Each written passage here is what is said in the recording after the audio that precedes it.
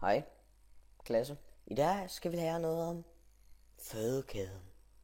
Ja, her ser I så planter, de tager bladlus, som tager guldøjelarve, som tager guldøje, som tager musmit, eller blåmejs, som der spiser.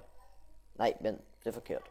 Planter bliver taget af bladlusene, sådan der. Og så det tager den jo, og så videre, ikke? Og selvfølgelig høen ligger øverst, helt øverst. Ja. Og en fødekæde, det er en kæde med, som I så der, det er stort set en fødekæde.